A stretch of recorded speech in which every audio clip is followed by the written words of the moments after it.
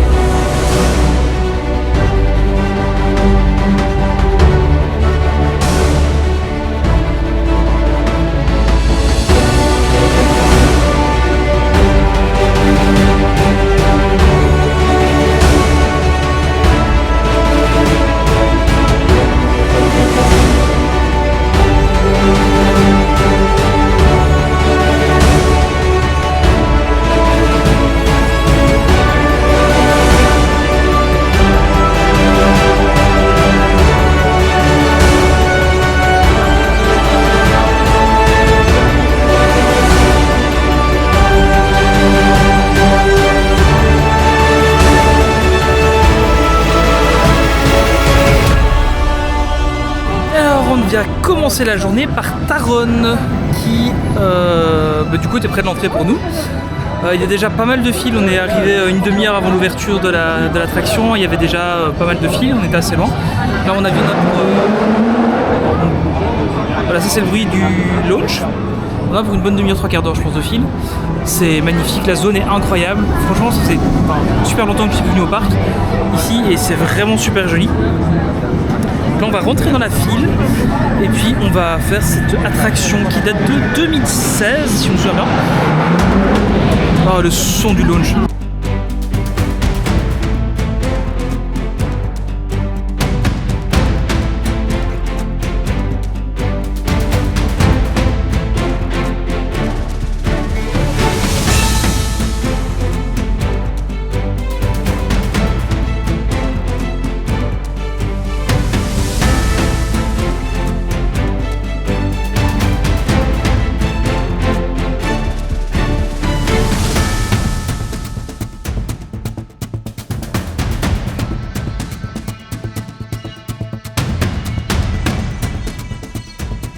Vient juste de sortir de Taron.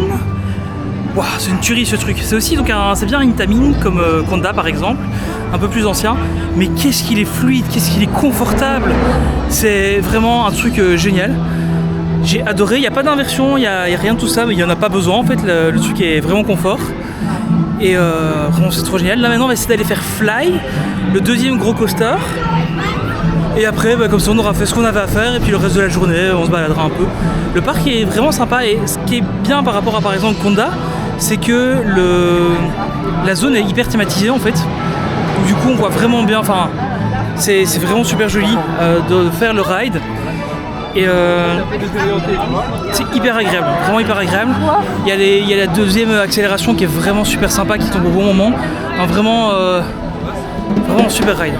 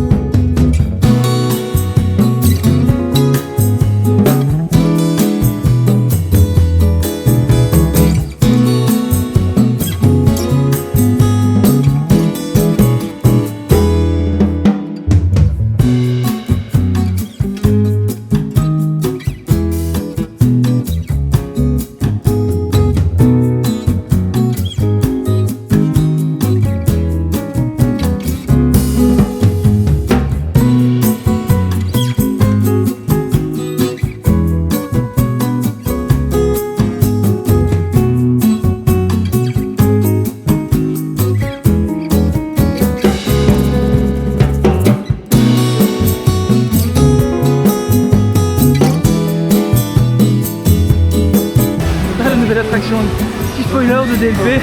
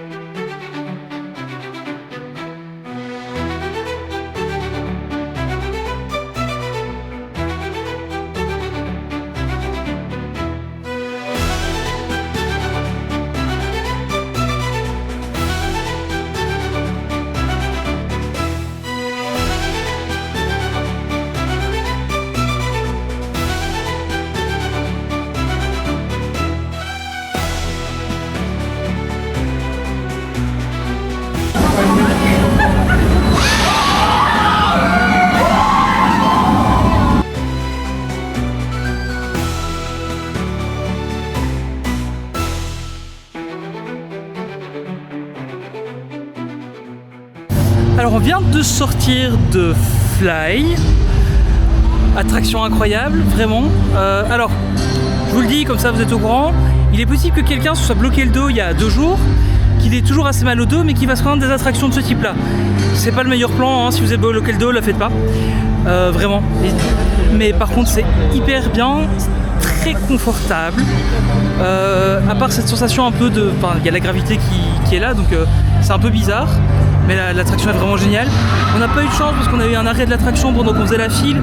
Donc on a pris une bonne vingtaine de minutes de file en plus. Mais l'attraction était vraiment agréable, très très fluide. Et enfin c'est vraiment une sensation dingue. Et ce qui est fou, je laisse le train passer. Ce qui est fou, c'est que ça se fait sur une toute petite zone en fait. C'est ça qui est dingue, c'est que la zone est vraiment toute petite. Le coaster est hyper compact et il marche super bien. Donc voilà, c'est vraiment à faire. Et alors pour compléter un petit peu, c'est aussi ici qu'il y a l'hôtel Charlinberg, qui est juste dans le land en fait. Il y a l'hôtel qui, enfin il y a vraiment les entrées des champs qui sont dans le land. Donc vous avez vraiment une vue sur le land pendant votre séjour. C'est vraiment pas mal. Et l'immersion est vraiment folle.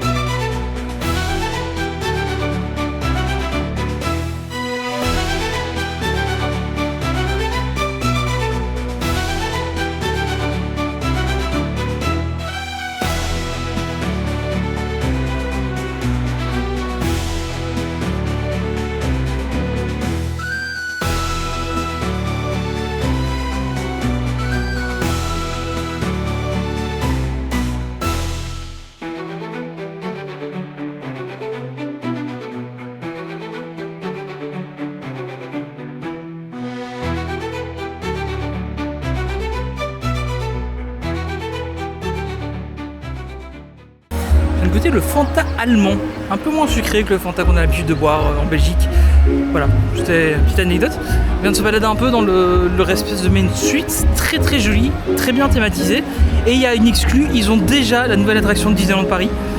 C'est quand même une belle exclue, ils ont les chaises volantes ici. Donc on va peut-être tester ça, je pense pas parce que je suis pas trop fan de ce genre d'attraction.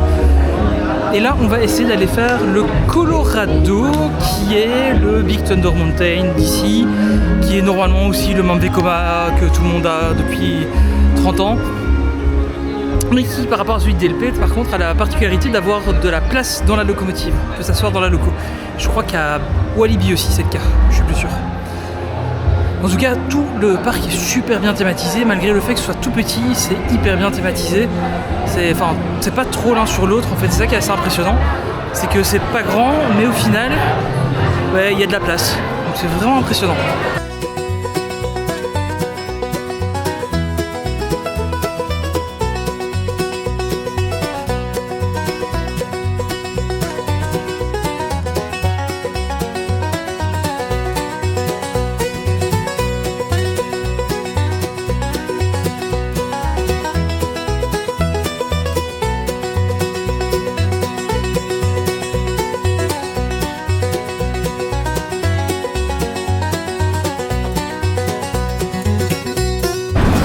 On vient de sortir de Colorado Adventure. Il tape vraiment. Beaucoup plus vicieux que BTM à DLP. Il tape beaucoup plus. À ne pas faire quand vous avez mal au dos. Je le déconseille fortement. Mais sinon très sympa. Ce qui est assez marrant, c'est qu'il est très en hauteur en fait. Que là vous voyez, il y a les juste là au-dessus. Ça c'est le départ. Il est vraiment très en hauteur, donc c'est plutôt sympa. Et très agréable, il y a 3 lifts aussi, comme BTM, mais il bouge beaucoup plus, il tape beaucoup plus, il a des virages beaucoup plus serrés, mais sinon très très agréable à faire. Vraiment, vraiment chouette à faire, mais vraiment à déconseiller quand vous avez mal au dos. Là je le sens bien. Mais sinon il est plutôt bien. Là on va essayer d'aller faire le Phantom Manor, je sais pas trop comment il s'appelle ici, du coin. Donc là on arrive un peu dans la zone chinoise et on y est déjà.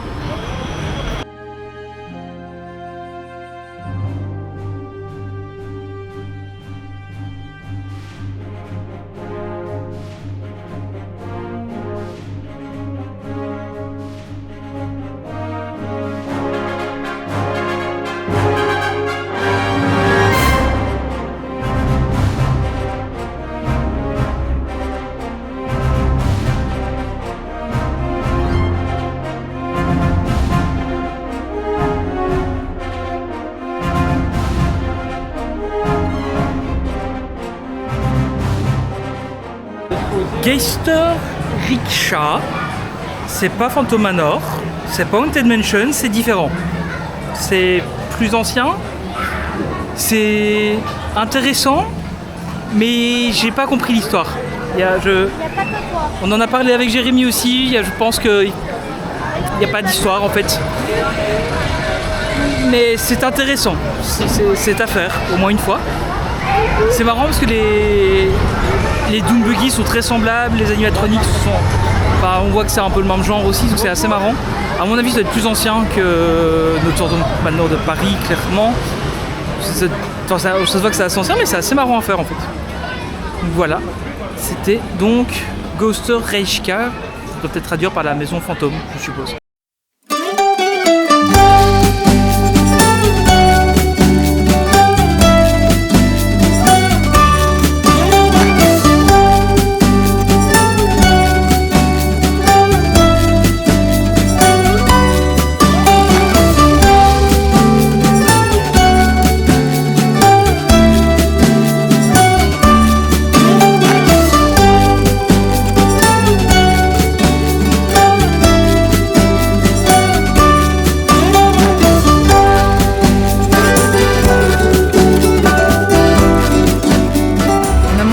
Évidemment une pizza à focaccia qui était plutôt sympa, c'était pas mauvais du tout, ça ressemble un peu aux pizzas de la Star Factory à DLP pour évidemment beaucoup moins cher, à peu près pour un menu et demi de DLP on a mangé à 3 ici, donc effectivement il y a une grosse différence. Là je sais pas trop ce qu'on va aller faire, c'est annonce de l'orage pendant quelques heures, donc on hésite entre faire encore des trucs en extérieur et peut-être déjà commencer les trucs intérieurs, on va voir un peu ce qu'on va faire. En tout cas le parc est vraiment sympa, il y a vraiment une très très bonne ambiance, c'est hyper bien décoré, c'est vraiment très agréable et tout est hyper thématisé en fait.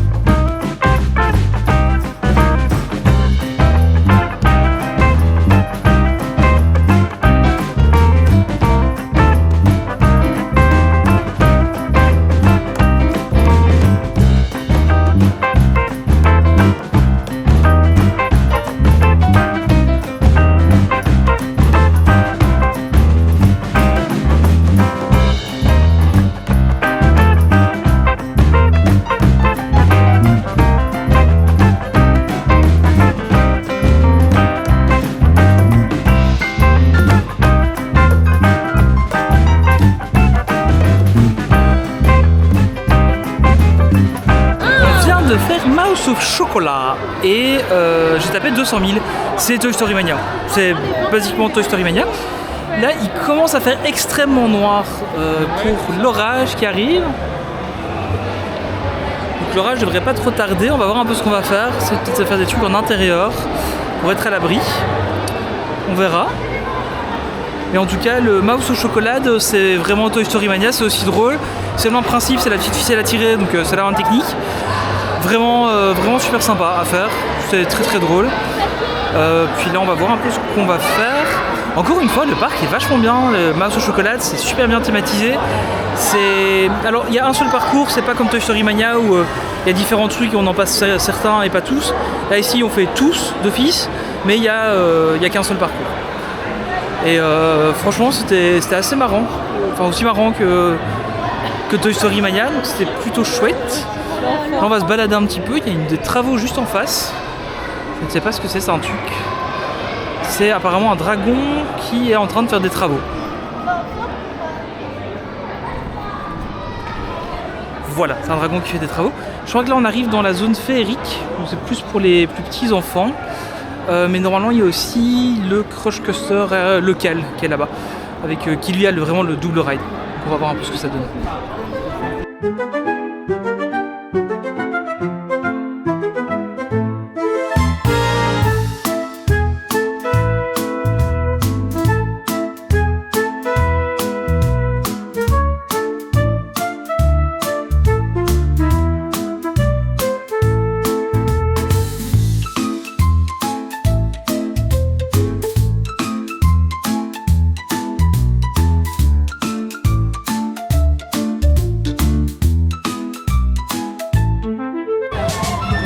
Il n'y a pas qu'à Disney World que le People Mover a du succès.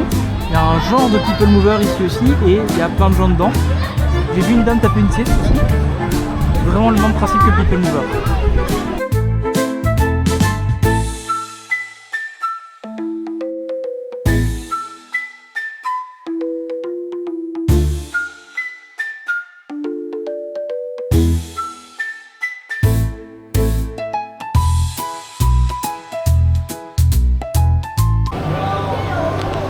Là on est près de Winja qui est exactement comme Crush mais en intérieur, mais on voit c'est pas, il fait pas de noir et il a l'énorme avantage c'est qu'il est doublé comme Crush aurait dû l'être au départ. Donc il y a vraiment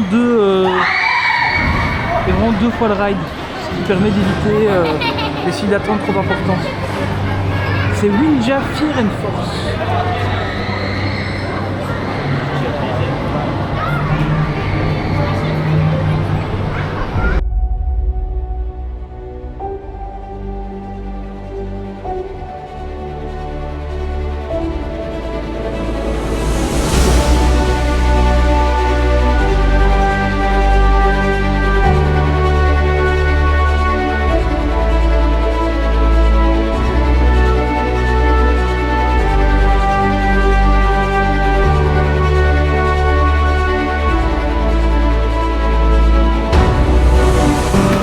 De faire Winja Force ou Fear, je crois que c'est Fear qu'on a fait.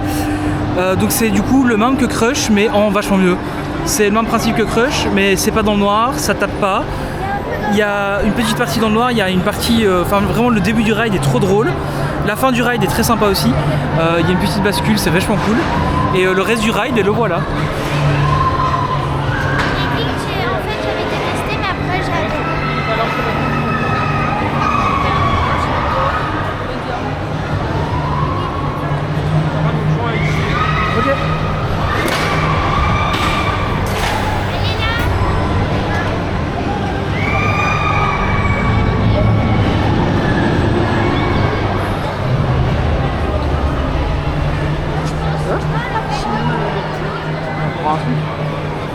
Maman, elle l'a pas.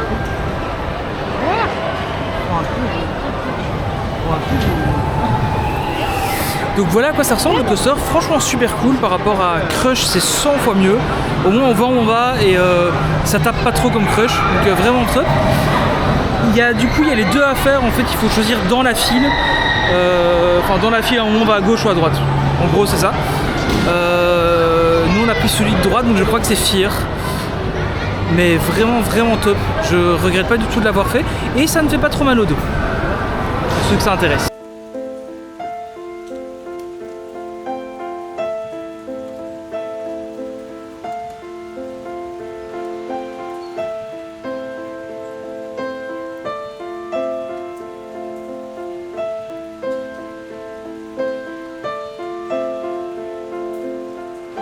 On est vraiment sur la fin de l'orage.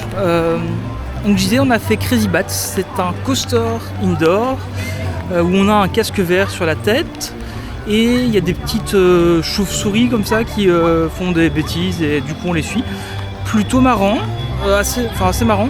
C'était un peu trop long pour moi, j'ai été malade sur la fin. Un peu comme de manière générale avec la VR et tout ce qui est 3D quand ça bouge, je suis pas bien. Donc voilà, c'est pas la faute du coaster. C'était plutôt sympa, on a fait une file plus longue que prévu, mais tout le monde s'est rué dedans parce qu'il y avait vraiment un orage énorme. Là maintenant ça se calme un peu, il pleut toujours. On retourne vers l'espèce de Main Street là qu'on va faire. Toutes les attractions extérieures sont fermées, c'est confirmé. Donc je pense qu'on n'aura pas trop l'occasion de faire encore beaucoup d'attractions, peut-être une ou l'autre en intérieur avec les enfants. Mais sinon globalement le parc est vraiment bien. Je suis très étonné en fait, je m'attendais pas à ce que le parc soit, à ce que ce soit un bon parc, mais pas un parc aussi bien thématisé, aussi bien décoré, etc. C'est vraiment pas mal. Il y a des nouvelles zones qui se construisent, là encore, là il y a la nouvelle zone qui se construit, donc c'est vraiment bien.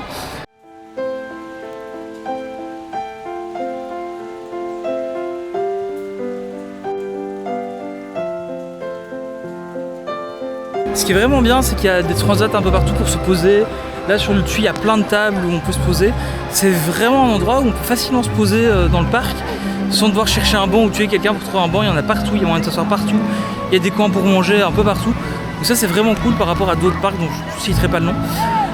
Il y a vraiment de quoi faire un peu partout. Donc là on va aller prendre un petit goûter. A priori des churros parce qu'ils ont l'air pas mauvais du tout. Et puis je sais pas trop ce qu'on va faire parce qu'il est déjà à mon avis bien 5h30.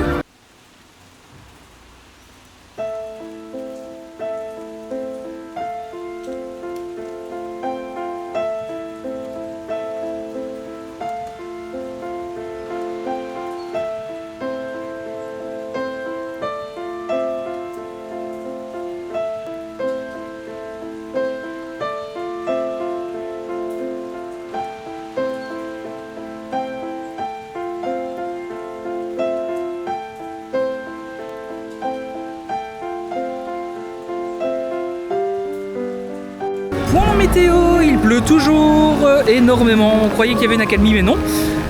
Donc finalement on a mangé les churros à l'abri. Encore une fois il y a plein de coins sympas avec de quoi se poser. Et là on va aller faire un petit tour à la boutique. Et puis on va y aller tout doucement.